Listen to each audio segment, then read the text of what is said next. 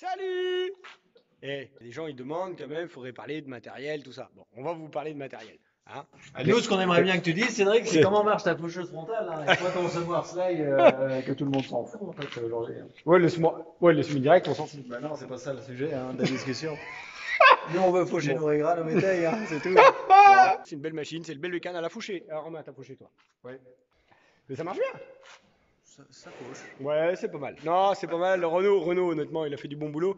Donc, on va vous expliquer. On commence tout de suite. C'est parti. Il y a, allez, 8 minutes de vidéo. C'est parti. On y va. On commence par l'entretien vu par le concessionnaire. Écoutez bien, Christophe, il a plein de choses à vous dire. Alors on va faire les tours des graissages principal. Bon, il y a les cardans, hein, normal.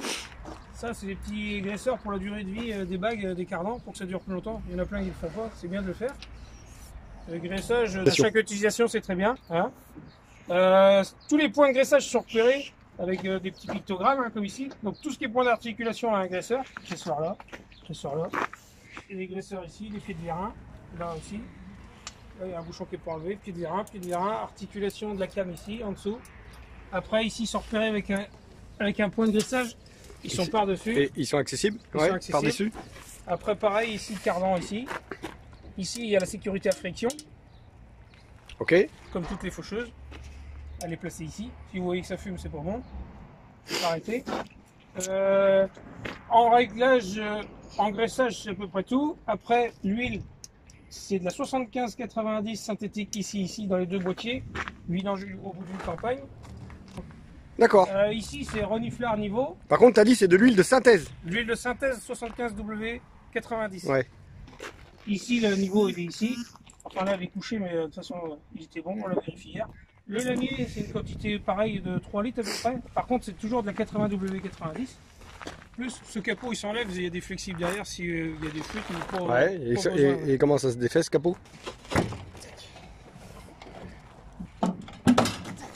Après, il est retenu par des... Par les clips. véhicules. Il y a des rotules comme ça. D'accord. Une tête à rotule. Et puis vous avez accès aux flexibles s'il y a des fuites ou autres. Et puis ben, les graisseurs, vous voyez, ils étaient là, quand je vous montrais tout à l'heure, ils sont accessibles, c'est des coups de... Et on arrive à les faire, ces graisseurs-là, on arrive à les On faire arrive à les faire sans enlever le capot. sans enlever le capot, hein, les Le graisseurs capot, qui sont faut là. vraiment avoir une fuite en dessous. Nous, Voilà. on l'a enlevé une fois sur une autre, il y avait un flexible de mal. Oui, non, mais c'est voilà, le capot il s'enlève assez facilement. Il faut tirer dessus en fait. Et il a des clips, ouais, des Ouais. gouttes en plus pour. Ici, là, il y a un boulon ici. Et si la machine ne se relève pas horizontalement, il faut venir corriger ici le parallélogramme. C'est réglé usine, on a recontrôlé. C'est si un jour vous voyez que la machine, quand vous levez, et qu'elle se lève pas. D'accord. Si elle se lève pas pareil à droite comme à gauche, Ouais, voilà. c'est cette vis là qui sert à. Il faut venir corriger ici. D'accord. Voilà, c'est l'attache de la jupe. Ça c'est la tâche de la. Ouais. Ok. Les- Les couteaux, tout le monde s'en rappelle. Les déflecteurs. Comment s'enlever. Les déflecteurs. Ici, les déflecteurs, c'est. Faut tirer dessus. Faut tirer dessus. D'accord. Comme les anciennes. D'accord. Il y a un petit clips là. Un coup D'accord. en avant, comme ça, et ça se fait. Ok. Donc faut tirer vers l'avant. On aperçoit le conditionneur. Donc là, réglage du conditionneur. Agressivité du conditionneur. Par rapport aux légumineuses, quoi. Ouais, voilà. Gaffe en haut, là. Donc là, il est ouvert. Là, il est au moins. Là. Il est ouvert. Hein. Ouais, Ouais, il faut qu'il soit ouvert. Laisse-le ouvert. Laisse-le Plus ouvert. agressif, là. Bon. Voilà. Ici, ben, le bouquin d'utilisation. Là, de chaque côté, les volets. Mais les volets, on va les laisser fermer. Mis à fond dans le On- logique, ça sert à rien. Bah, on va pas rouler sur l'herbe, donc on va les laisser fermer à fond. Vitesse conditionneur, tortue lièvre, tortue 750, lièvre 1000 tours. D'accord. Et c'est bien, c'est ça, c'est pas un autocollant, c'est gravé dedans. C'est gravé dedans. Ouais. Voilà. D'accord. Donc ici, le flexible pour d'inquiétude, c'est la lubrification Ça, c'est la lube. de la cascade. C'est la lubrification de la cascade des pignons. C'est la cascade des pignons. Mm. Ici, vous avez un petit capot avec les 13 quarts de tour et il y a un boulon de sécurité du conditionneur Mm. qui est ici. Donc il y a des boulons d'avance dans la caisse. Ici, il y a la clé pour les couteaux fast fit. Ça Ouais. n'a pas changé. Non, oui, on connaît. On connaît. La boîte Kuhn, il y a les chaînes de limite de hauteur du relevage pour ceux qui n'ont pas de verrouillage de relevage. Parce que ce qu'il faut savoir, on va expliquer après l'attelage de la machine, très important, attelage dételage. Il y a un autocollant sur chaque machine Kuhn. La hauteur d'axe par rapport au sol, 75 cm. Donc il faut vérifier la situation de pneu avant. Ouais. Pour que ça soit bien, pour que la fauche soit bien Pour- aussi. 75 cm milieu d'axe par rapport au sol. Donc ça, ici, il y a les chaînes pour brider si toutefois il y en a qui n'ont pas de verrouillage de relevage avant. Il y a des couteaux d'avance, la clé pour faire le réglage, les boulons. Voilà pour ça. Donc pour l'attelage de la machine, pour éviter de faire des fausses manipulations, on commence par le bas, c'est-à-dire on accroche les mains du tracteur sur la machine. Ici vous avez une chaîne qui nous servira tout à l'heure de guide, de repère, pour avoir la bonne hauteur à 75 cm du sol. Donc ensuite on prend dans l'ordre, on a accroché les mains, ensuite on accroche la transmission, là. Donc ensuite on procède toujours dans l'ordre, mais la ligne. Donc ça c'est le flexible hein, qui va servir simplement au relevage de la machine au bout de champ. On va dire que c'est ça la pression. Et on termine par le troisième point.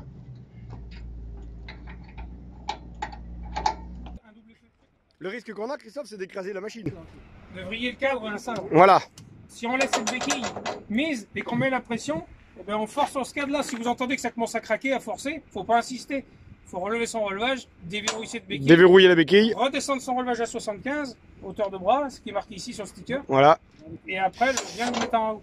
Une poignée avec un maintien comme ça. Et ici, ça c'est le vérin qui sert après, quand on travaille, on ne touche plus à son relevage avant, on lève la machine que par ce vérin là. Il a une vanne pour la position route et pour la position d'ételage. On va le verrouiller seulement pour position route et position d'ételage. On n'oublie pas d'accrocher ici le support du cardan, il y a un clip. Une fois qu'on a attelé la machine, on la lève. Hein. On n'oublie pas d'enlever la béquille sur le côté gauche dans le sens d'avancement. Et ici, le vérin de relevage, il a une vanne quart de tour qu'on avait verrouillée au dételage. Donc là, on ouvre la vanne quart de tour, vous voyez la machine, elle se met, mais elle descend parce que simplement il n'y a pas de pression. Et on pense à relever la béquille de dépôt, qui est ici. Voilà. Hein. Cette béquille là, c'est ce qui sert à tenir le cadre quand elle est dételée. Là, on est en position d'ételage. Là, on est en position de travail. Pareil, n'oubliez pas, cette vanne quart de tour sur la route, on la verrouille pour éviter que la machine descende s'il y a un problème, une fausse manip en cabine ou quelque chose. Donc, au niveau hauteur de l'attelage, il faut être à 75 cm du sol et après, on ne touche plus au relevage du tracteur. Donc, on va le verrouiller en cabine. Et vous avez un repère ici au moment de l'attelage. Cette chaîne, elle doit juste toucher par terre et vous êtes à 75 cm. C'est un indicateur. Voilà. Donc après, on verrouille surtout le relevage tracteur, on le verrouille, on ne le touche plus.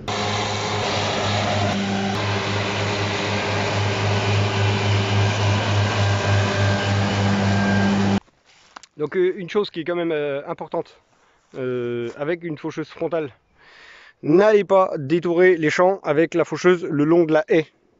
Là derrière moi, j'ai pris un exemple anodin, il y a une branche de tombée, il y a eu du vent, surtout les derniers jours. Donc forcément, vous pouvez avoir des corps étrangers sur le bord de vos champs. Ne mettez pas la frontale dans les corps étrangers.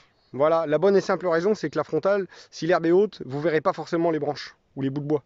Donc, détourez avec la faucheuse latérale le long de la haie, parce que elle est derrière le tracteur. Donc, si vous faites attention à ce qu'il y a sur le côté, vous verrez les bouts de bois s'il y en a. Ça vous permettra de vous arrêter avant de les passer dans les machines. Merci quand même aux concessionnaires d'avoir accepté de faire ces vidéos.